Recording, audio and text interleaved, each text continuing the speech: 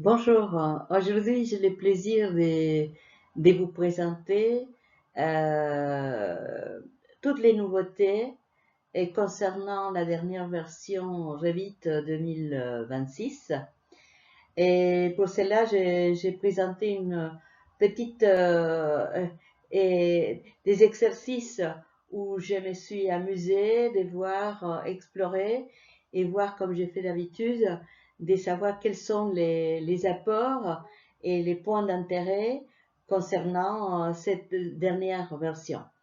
Et donc, ce que je vais faire, c'est déjà de prendre, par exemple, comme ce que vous voyez là, un exercice que j'avais fait déjà pour la présentation 2025 concernant les extérieurs, c'est-à-dire les solides topographiques, et rajouter les nouvelles options pour jouer un petit peu avec toutes les possibilités qui nous sont offertes actuellement. Ben, j'espère que la présentation va vous plaire et j'essaye de faire le plus possible pour vous présenter les sujets d'intérêt. Et donc, voilà comment on va commencer. Et on va commencer avec les nouveautés concernant les murs.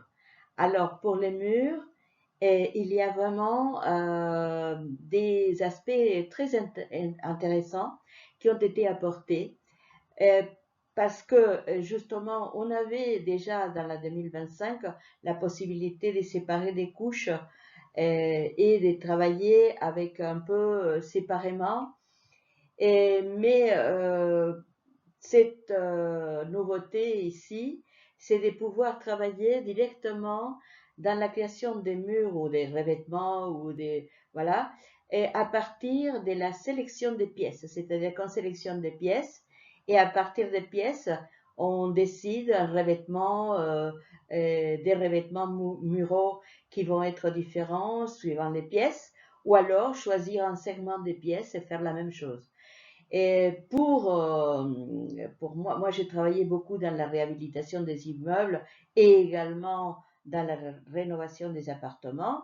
Et cette possibilité, c'est magnifique parce que vous avez tout de suite la possibilité de jouer avec des revêtements qui sont différents, variés et régler les altitudes, la hauteur aussi à votre convenance avec les petites flèches pour utiliser des bases et changer la morphologie après. Et donc, vous voyez, j'ai pris là un exemple d'un immeuble, des logements que j'ai déjà réalisé il y a beaucoup de temps en arrière. Et j'ai utilisé pour justement voir là, par exemple, dans 2 chambres et faire la sélection. Vous voyez en haut sur les rubans, il y a la sélection placée par pièce ou placée par segment des pièces. Alors, si on choisit par pièce, évidemment, même là, j'avais travaillé déjà avec les pièces, mais vous pouvez ne pas avoir travaillé avec les pièces, elle va vous reconnaître quand même la pièce. C'est-à-dire que ce n'est pas nécessairement de créer d'abord un plan de pièces pour extraire cette possibilité. Et ce qui est important, c'est de pouvoir attacher et verrouiller quand vous faites ça. Pourquoi? Parce que vous voyez, dans mon exemple, il y a des fenêtres. Et donc, si je n'attache pas, elle va venir avec les murs complets, les revêtements complets. Donc, pour qu'elle puisse reconnaître les ouvertures, par exemple les portes, les fenêtres, il faut avoir cette option d'accrochement, d'attachement. Voilà. Donc là, j'ai créé 2 types d'enduits, un enduit bleu et un enduit rouge. Voilà, j'ai créé avec copier, modifier, etc. Vous savez bien le faire, ça. Et j'ai choisi 2 types des revêtements, juste la couleur pour qu'elle soit visible pour vous. Et donc, vous voyez que là, tout de suite, elle m'a reconnu la pièce avec, comment, en laissant la fenêtre, l'ouverture, comme, telle comme elle est dans la base. Et j'ai créé également pour la chambre à côté un enduit rouge et je l'ai appliqué. Et également, je fais à la salle de bain, je fais par segment. Dans ces cas-là, j'ai choisi placer par segment. J'ai choisi juste un mur et ces murs-là, j'ai créé un revêtement des carrelages en surface, hein, un carrelage, et j'ai rajouté juste pour ces murs-là dans la pièce. Voilà, voilà. Donc là, c'est les résultats finaux, mais c'est juste à titre d'exemple. Évidemment, je ne prétends pas avoir, c'est pour que ce soit très clair pour vous de quoi s'agit-il et comment utiliser correctement les nouvelles fonctionnalités de Revit 2026. Et bon, évidemment, comme je disais, cette option pour moi, par exemple, pour la rénovation des appartements, avoir la possibilité de choisir des segments des pièces ou des pièces intégrales, c'est vraiment un avantage que vous pouvez avoir. Et c'est surtout parce que vous pouvez travailler suivant les phases. Là, vous voyez, c'est l'appartement, l'existant. Donc, dans l'existant, et je vais pouvoir changer, rajouter des couches supplémentaires. Et ce qui est très, très important aussi, c'est que maintenant, quand on rajoute dans une autre phase, par exemple la phase des projets, on rajoute une couche supplémentaire, cette couche, elle n'est pas nécessairement dans les structures. Je peux venir changer la priorité, avoir vide la ligne des structures et rajouter à niveau supérieur ou inférieur une couche supplémentaire. Là, par exemple, c'est dans l'exemple, ce que j'ai fait, j'ai créé l'existant, la phase, hein, et par la suite, je suis venue rajouter, c'est les cas classiques, hein, quand on a aujourd'hui dans la plupart des bâtiments, et voilà, quand ça donne à l'extérieur, c'est de créer un isolant. Hein, bon, alors là, j'ai créé une nouvelle couche dans l'étape, dans la phase projet, qui s'agit de l'isolant. Et cet isolant, comme vous pouvez le voir, je n'ai pas gardé la couche essentielle, je l'ai monté à l'extérieur parce qu'il va venir avec la priorité. Si vous voulez aussi regarder bien, il y a une nouvelle colonne qui est la priorité, c'est-à-dire que la priorité avant, elle était vraiment attachée à la fonctionnalité, hein, si c'était l'isolant, etc. Et là, je peux, même si c'est de l'isolant, changer la priorité et la faire basculer 2, 3, jusqu'à 5. C'est toutes les possibilités qu'on a sur Revit. Et là, vous voyez, j'ai commencé à dessiner mon isolant par l'extérieur comme une nouvelle couche dans la phase des projets. Évidemment, ça, c'est un outil extraordinaire. Parce que avant, j'étais obligée de créer des murs, des nouveaux murs, alors que c'est faux. C'est des couches que j'avais rajoutées à des murs qui sont existants. Donc, c'est pour ça que je dis que cette possibilité, elle est vraiment très adaptée pour un travail correct sur Revit. Pareil, je peux faire la même chose, mais venir rajouter des finitions à l'intérieur et pour la phase du projet et venir dire que je vais rajouter, par exemple là, j'ai rajouté un revêtement, un carrelage et voilà, je l'ai fait comme exemple vite pour vous montrer. Mais ça, vous imaginez toutes les possibilités que vous avez avec cette option. Hein. Voilà, donc ça, je vous montre avec l'axo l'extérieur et l'intérieur. Bon, pour tout ce qui est la présentation, c'est-à-dire les feuilles, il y a eu aussi une amélioration qu'à mon avis c'était presque indispensable, surtout quand on a des projets avec plusieurs étages, des étages multiples, avec des mezzanines, etc.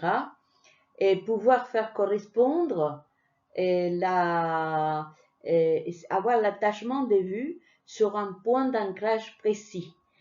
Vous voyez là, j'ai étalé, ça c'est l'exemple Autodesk, j'ai étalé là les feuilles des Autodesk, et vous voyez que rez-de-chaussée, premier, etc., je vais pouvoir aujourd'hui, avec un outil, enregistrer ces points spécifiques d'ancrage et l'avoir pour toutes les feuilles, l'appliquer pour toutes les feuilles. C'est-à-dire que je ne suis pas obligé après de jouer avec ces positionnements. Et également, je peux modifier ces positionnements et puis l'enregistrer comme pour une deuxième présentation si nécessaire. Bon, voilà, là c'est l'exemple concret. Et j'ai c'est mon point d'enregistrement que vous voyez sur les rubans. J'ai la position, etc. Les noms que je veux. Et bien, et ça, vous imaginez l'avantage quand on a un dossier très lourd avec des pages qui sont pour la lecture des plans. Avant, on les faisait parce qu'on avait des calques, donc on n'avait pas, on avait l'ancrage, c'était toujours le même. Hein. Donc, mais ici, justement en informatique, le fait d'avoir ça, vous pouvez créer des impressions, par exemple, en transparent, et par transparence, faire des contrôles aussi. Hein. C'est-à-dire que au lieu d'avoir un contrôle informatique, vous pouvez aussi venir avec la procédure ancienne pour quelqu'un qui n'a pas Revit et pouvoir faire l'ancrage, pouvoir visualiser les pages superposées avec toujours les mêmes points, ce qui facilite évidemment le travail. Hein. Et là, je viens à un autre aspect, et un deuxième aspect qui a été rajouté sur la 2026, c'est l'aspect des tables des nomenclatures.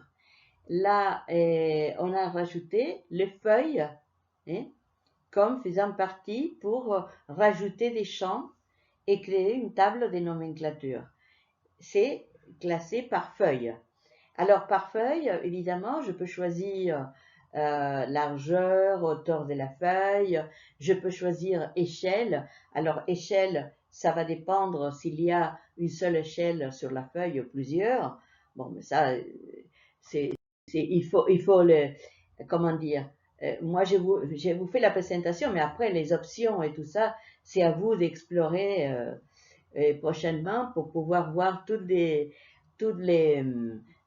autres possibilités qui sont dans l'éventail de la table de nomenclature liée à des feuilles. Vous voyez là, je fais vite une table de nomenclature pour vous montrer. Et vous voyez, c'est les exemples en anglais. Je n'avais pas le temps de faire, mais vous voyez, vous allez pouvoir rajouter largeur, hauteur, échelle et les noms évidemment de la feuille classée. Et comme ça, vous allez pouvoir voir toutes les présentations de cette façon. Et là, on passe, je vais un peu vite parce que je ne voudrais pas passer des heures avec tout ça, surtout parce que ce qui me plaît moi dans la présentation, c'est pas de vous faire du blabla, blabla, c'est des exemples concrets parce que nous, les architectes, on ne travaille pas en faisant des symboles, des camemberts, non, non. Nous, c'est l'application et c'est dans notre métier. Donc c'est pour ça que je vous présente dans la production comment on peut agir face aux nouveautés. C'est ça l'intérêt. Après, c'est du blabla. Hein. Vous pouvez les lire n'importe où, mais c'est de la littérature. Nous, on n'est pas dans la littérature, on est dans l'action et dans la production. Là, je bascule sur les nouveautés et concernant les volumes topographiques. Alors, là, il y avait déjà disons, plein de nouveautés concernant ces tops solides au volume topographique dans le 2005. Et pour ça, je vous ai fait une présentation qui est déjà enregistrée sur ma chaîne YouTube concernant un exercice que j'avais fait pour présenter toutes les nouveautés de la version 2025. Et là, ce que je fais, c'est de vous présenter tout ce qui a été apporté à partir de la version 2026. Alors, la version 2026, vous allez trouver, comme je l'exprime ici, plus de souplesse dans la réalisation des subdivisions de surface, et les excavations, et aussi plus de souplesse dans les rajouts des points ou la copie des points des altitudes dans un volume topographique. Bon, là, qu'est-ce que je fais? J'ai fait venir un plan des géomètres sur Revit. J'ai créé la morphologie du terrain à partir de l'importation des AutoCAD, ces cas-là. Et donc, et là, j'ai créé ces volumes et cette surface, ces volumes, hein, en réalité, c'est pas, avant c'était des surfaces, mais maintenant c'est volumes, hein. Donc, ces volumes topographiques, et qu'est-ce que je fais? D'essayer de voir les nouvelles options. Et ça, c'est l'option, par exemple, des subdivisions. Vous voyez que je fais un petit rectangle là, qui va comment couvrir une partie du terrain à la verticale. Et bon, j'ai fait une subdivision. J'évalide la subdivision, mais comme vous pouvez les voir, et c'est ça la nouveauté, vous allez pouvoir, la subdivision exister, mais maintenant vous pouvez changer d'espaçage en négatif ou en positif. C'est-à-dire que comme vous voyez dans la slide que je vous présente, là, il y a un espaçage négatif. Évidemment, il faut contrôler, il ne faut pas que les défaçages dépassent la hauteur du volume, mais c'est des détails que pour quelqu'un qui travaille déjà sur Revit, on n'a pas besoin de les voir en détail. On sait déjà l'histoire. Quand on travaille depuis quelques décennies en modélisation en 3D, on comprend qu'il y a des choses qu'on peut faire et il y a des choses qu'on ne peut pas faire. Hein. Soustraire du vide, on ne peut pas les faire. Voilà, voilà. Donc là, par exemple, et là, j'ai rajouté un matériau parce que vous pouvez évidemment changer les matériaux, c'est ça l'intérêt. Et il va suivre, hein, parce que là, c'est l'intérêt de la subdivision, c'est que quand on a besoin de suivre toute la morphologie spécifique du terrain. Là, on peut venir avec une autre subdivision, créer deux subdivisions, et puis avoir l'intersection entre les deux. Là, j'ai fait par exemple un rond. Ces ronds, j'ai fait un défaçage plus négatif que le dernier. Et puis là, vous voyez le résultat. J'ai deux. Je vais avoir, bon, j'ai mis de l'eau, mais en réalité, c'est très mauvais ce que je fais. Zéro pour moi. Et parce que, évidemment, quand on choisit le matériau eau, on va pas suivre la pente du terrain, hein. Et en général, l'eau, il va rester à un niveau. On va pas pouvoir voir les. Mais bon, j'ai choisi un matériau n'importe lequel. Et vous imaginez que ça, c'est de l'eau, mais c'est de l'eau qui coule, qui coule sur le terrain. Et voilà. Et après, j'ai créé aussi un troisième, c'est-à-dire une dalle, comme on faisait auparavant aussi, une dalle que je l'ai mis, disons, sous le niveau du terrain. Et cette dalle, avec l'outil excavation, je peux le percer, il va venir exactement à me retrouver la dalle avec le niveau de l'excavation que je viens de vous présenter. J'échange des matériaux, je dis que c'est de la verdure, là. Hein. Vous voyez, c'est très joli ce que je fais, dans la verdure d'un côté, l'eau de l'autre. Bon, mais c'est pour vous expliquer que les subdivisions, on peut aussi, c'est l'intérêt, on peut venir intercaler des subdivisions et puis rajouter aussi des dalles en excavation. Et c'est pas mal pour pouvoir compléter, disons, dans tout ce qu'on peut faire dans l'espace extérieur. Je crois que ces outils ont été vraiment de l'amélioration pour pouvoir jouer avec, explorer avec ces outils. Et quelque chose qui est un détail, qui n'est pas un détail, c'est très important, que maintenant je vais pouvoir venir jouer un sous-objet. Vous voyez là, j'ai créé une dalle.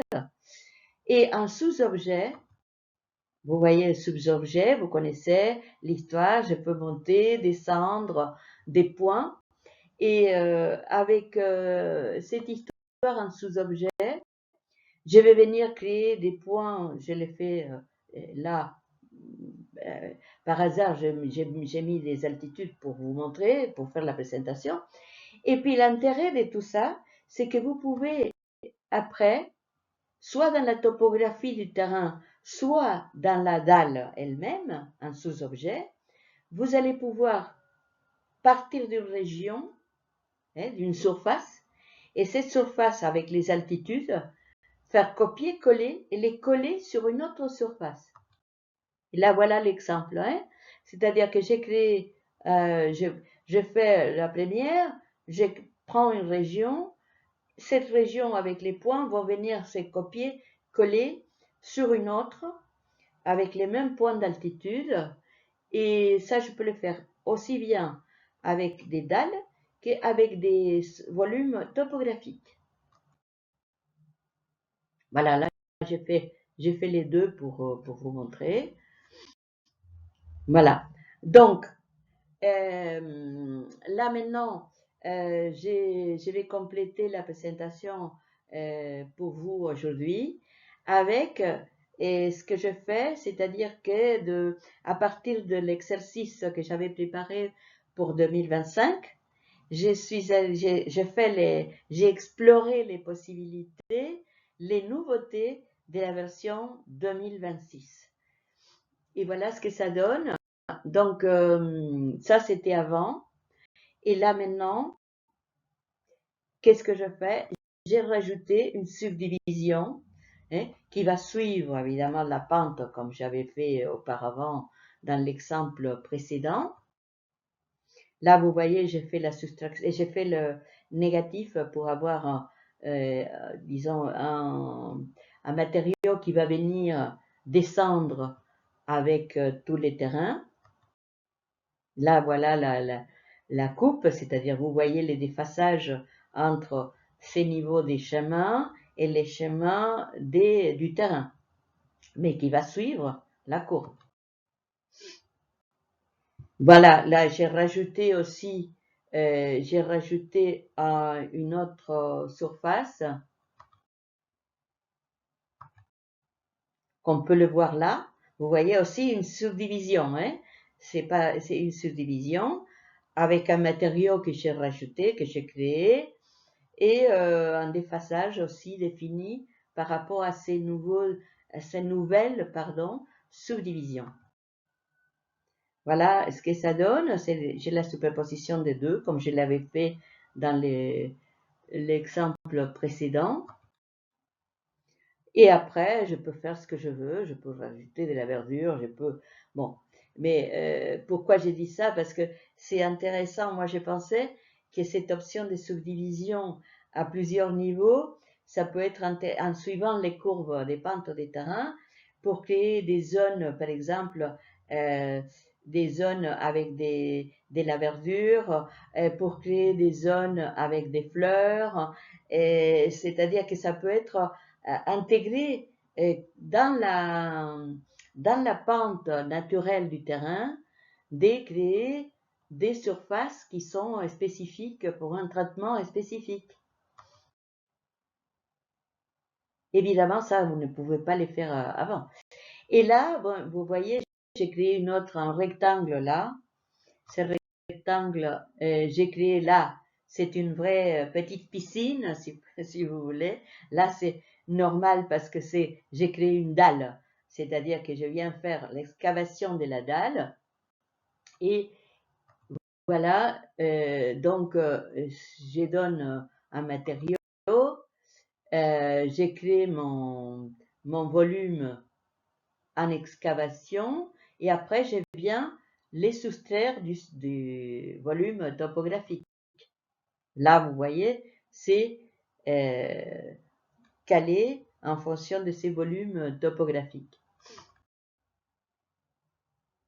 Et voilà, bon voilà, c'est la totalité avec tous les subdivisions plus ce que je viens de créer et ce qu'on avait auparavant à niveau des nouveautés 2025.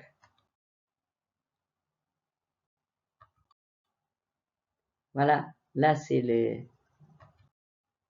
voilà et c'est-à-dire que l'imaginaire, je vous laisse imaginer toutes les possibilités des jouets, mais je pense que c'est pas mal et à chaque fois Autodesk propose et ce qui est intéressant chez Autodesk, c'est que moi j'attends des choses, j'imagine des choses et puis dans la version suivante, on a la proposition, on dirait que on a on est dans la même longueur d'onde hein, par rapport à la création et par rapport au travail professionnel, évidemment. Une chose que je n'ai pas dite, mais c'est important de savoir, c'est que toutes ces surfaces que je vais extraire de mon terrain, maintenant sont rapportées dans les propriétés. Vous allez pouvoir calculer l'excavation, les volumes d'excavation, mais avec beaucoup plus de précision qu'auparavant. Hein. Ça, c'est quelque chose que j'ai oublié de dire avant et que je voulais maintenant les préciser. Donc, de tout ça,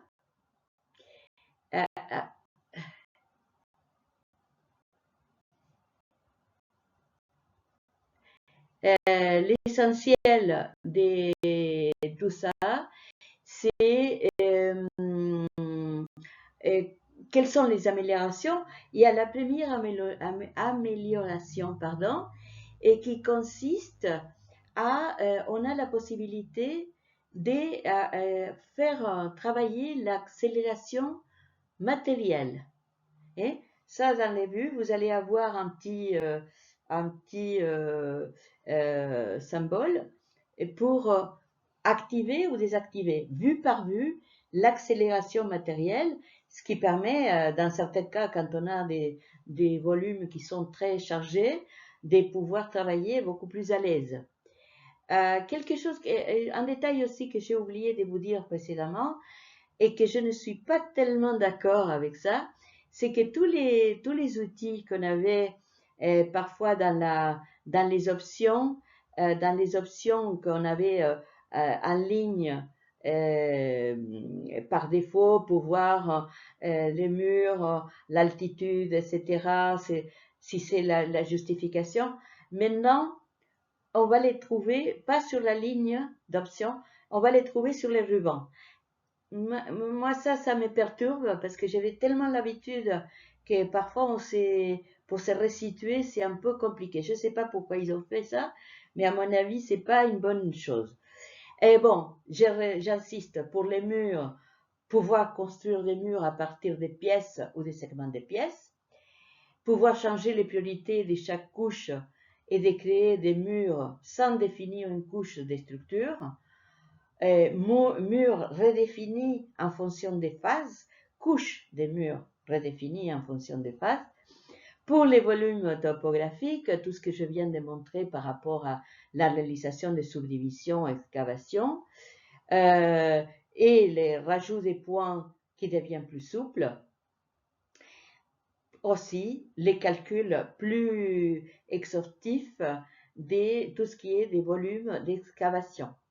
Et pour les feuilles, comme je vous ai montré aussi, la possibilité de pouvoir enregistrer les ancrages et créer une table des nomenclatures spécifiques. Voilà, je crois que j'ai tout dit.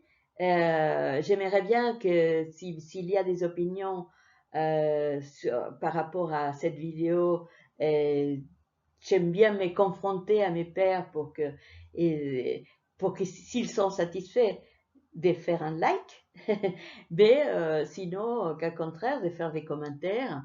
Moi, je suis toujours très ouverte je ne crois pas ni supérieure ni inférieure.